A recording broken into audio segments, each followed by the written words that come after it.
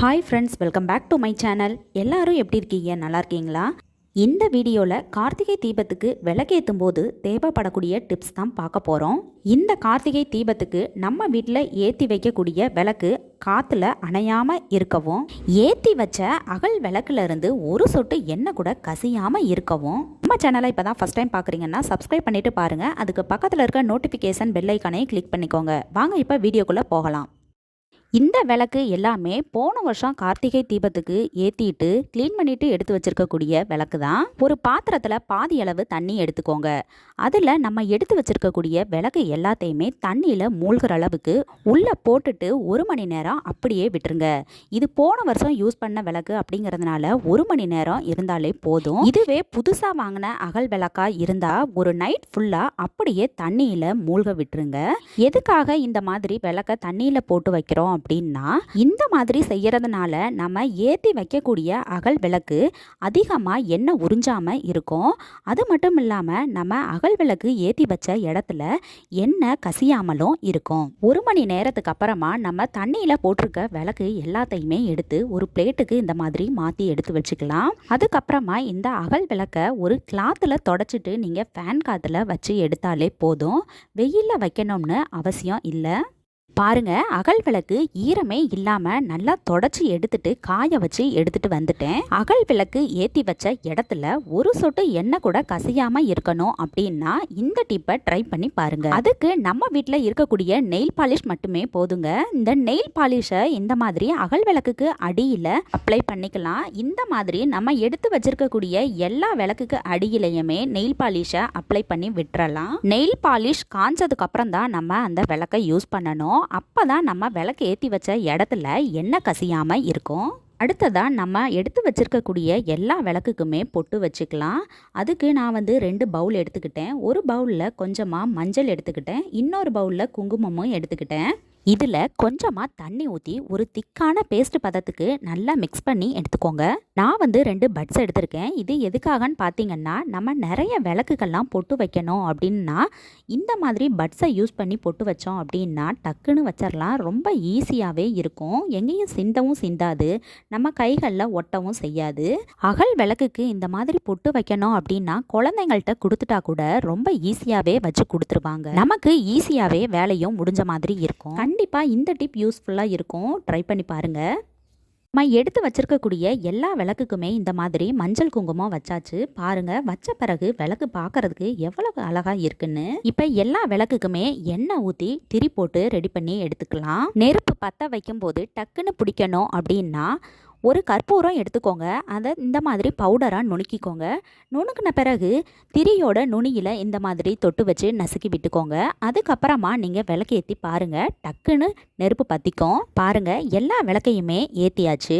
இப்போ நம்ம விளக்கு வைக்க போகிறோம் அப்படின்றதுனால வெறுமனே விளக்கு வைக்கக்கூடாது அப்படின்றதுக்காக சின்னதாக ஒரு கோலம் போட்டிருக்கேன். இப்போது நம்ம ஏற்றி வச்சிருக்கக்கூடிய விளக்குகள் எல்லாத்தையும் எடுத்துகிட்டு வந்து வச்சிடலாம். விளக்கு வச்சிருக்கக்கூடிய இடத்துலேருந்து ஒரு விளக்கை நான் எடுத்துகிட்டு உங்ககிட்ட காட்டுறேன் பாருங்க. கொஞ்சம் கூட லீக்கே ஆயிருக்காது. அடுத்ததா இந்த மாதிரி சின்ன சின்ன பீசஸா அட்டை கட் பண்ணி எடுத்து வச்சுக்கிட்டீங்கன்னா ஜன்னல்ல, காம்பவுண்டு சுவர்லாம் விளக்கு வைக்கும் போது ஒருவேளை எண்ணெய் கசிஞ்சா அந்த இடம் வீணா போயிடும்.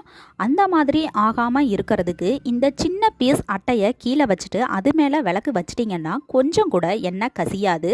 ஒருவேளை எண்ணெய் கசிஞ்சாலும் கூட அந்த அட்டையிலேயே தான் இருக்கும். அதை தாண்டி செவுத்துலையோ இல்ல தரையிலையோ எண்ணெய் படாது. கண்டிப்பா இந்த டிப்பும் யூஸ்ஃபுல்லா இருக்கும். ட்ரை பண்ணி பாருங்க. அடுத்ததா நான் ஒரு வேஸ்ட் பாக்ஸ் தாங்க எடுத்திருக்கேன். இது எதுக்காகன்னு பாத்தீங்கன்னா, நாம விளக்கேத்தி வைக்கும் போது காத்துல அணையாம இருக்கிறதுக்காக தாங்க. அதுக்கு கத்திய நெருப்புல வச்சு சூடு பண்ணிட்டு இந்த டப்பாவோட அடிப்பாகத்தை ரவுண்டாக கட் பண்ணி எடுத்துக்கோங்க. இது மாதிரியே ஒரு 5-6 பாக்ஸ் ரெடி பண்ணி வச்சுக்கிட்டீங்க அப்படின்னா நமக்கு எங்கெல்லாம் காற்று அதிகமாக அடிக்குமோ அந்த இடத்துலலாம் இந்த பாக்ஸை விளக்கு மேலே வச்சு விட்டுட்டோம் அப்படின்னா காற்றுல அணையாமல் விளக்கு அழகாக எரியும். எல்லா இடத்துலையுமே இந்த பாக்ஸை வைக்கணும்னு அவசியம் இல்லை. மாடியில், காம்பவுண்ட் சுவரில், பால்கனியில் இந்த மாதிரியான இடத்துலலாம் காற்று கொஞ்சம் அடிக்கும். அந்த மாதிரி நேரத்தில் இந்த பாக்ஸை வச்சு விட்டுட்டிங்கன்னா போதும். காற்றுல விளக்கு அணையுது அப்படின்ற பிரச்சனை சுத்தமாக இருக்காது. இந்த பாக்ஸ் எல்லார் வீட்லேயுமே கண்டிப்பாக இருக்கும். இது ஸ்வீட் வாங்கினாலோ இல்லை டிஃபன் ஏதாவது ஹோட்டலில் வாங்கினோம் அப்படின்னாலோ இந்த மாதிரி பாக்ஸ் நமக்கு கிடைக்கும். அந்த பாக்ஸை எடுத்து வச்சிருந்தோம்னா இந்த மாதிரி யூஸ்ஃபுல்லாக கூட மாற்றிக்கலாம். இது பிளாஸ்டிக் டப்பாங்கிறதுனால உருகிடுமோ இல்லை சூடாகிடுமோ அப்படின்னு நீங்கள் பயப்பட தேவையில்ல. மேலே வந்து ஓப்பனில் இருக்கிறதுனால இந்த விளக்கோட ஹீட் எல்லாமே மேல் வழியாக போயிடும். அதனால் இந்த பாக்ஸு சூடாகாது, உருகாது. நீங்கள் பயப்படாமல் ட்ரை பண்ணலாம். இந்த மாதிரி பண்ணுறதுனால எவ்வளவு காற்றடிச்சாலும் நீங்கள் ஏற்றி வச்ச விளக்கு அணையாமல் எரியும். இந்த டிப்ஸ் உங்களுக்கு ரொம்பவே யூஸ்ஃபுல்லாக இருக்கும். பிடிச்சிருந்தா கண்டிப்பாக நீங்களும் ட்ரை பண்ணி பாருங்கள். இந்த இடத்துல விளக்கு எவ்வளோ நேரமாக எரியுது, கொஞ்சம் கூட எண்ணெய் கசியவே இல்லை. பாருங்கள், நான் அந்த விளக்கை எடுத்துகிட்டு காட்டுறேன். அடியில் கொஞ்சம் கூட எண்ணெய் கசியவே இல்லை.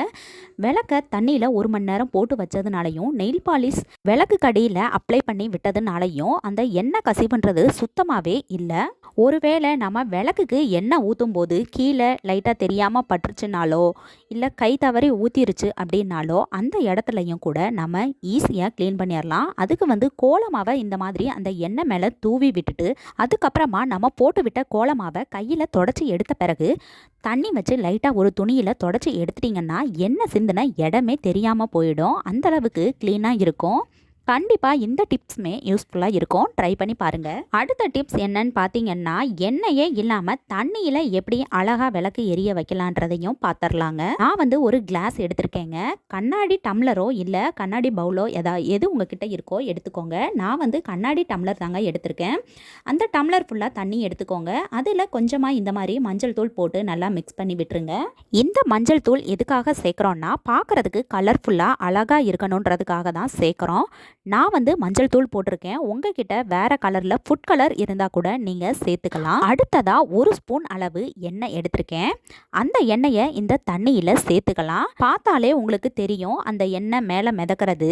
அடுத்ததாக சில்வர் ஃபாயில் பேப்பர் தான் எடுத்திருக்கேன். அதை வந்து ரவுண்டாக கட் பண்ணி எடுத்துக்கோங்க. ரவுண்டாக கட் பண்ணி எடுத்ததுக்கு அப்புறமா நடுவில் சின்னதாக ஒரு ஓட்டை போட்டு திரியை உள்ளே விட்டுக்கோங்க. இந்த திரி வந்து எண்ணெயில் நல்லா ஊற விட்டு எடுத்துக்கிட்டேன். உங்ககிட்ட சில்வர் ஃபாயில் பேப்பர் இல்லைன்னா, பிளாஸ்டிக் கவர் இல்லைன்னா இலைய கூட இந்த மாதிரி நீங்கள் ரவுண்டாக கட் பண்ணி யூஸ் பண்ணிக்கலாம்.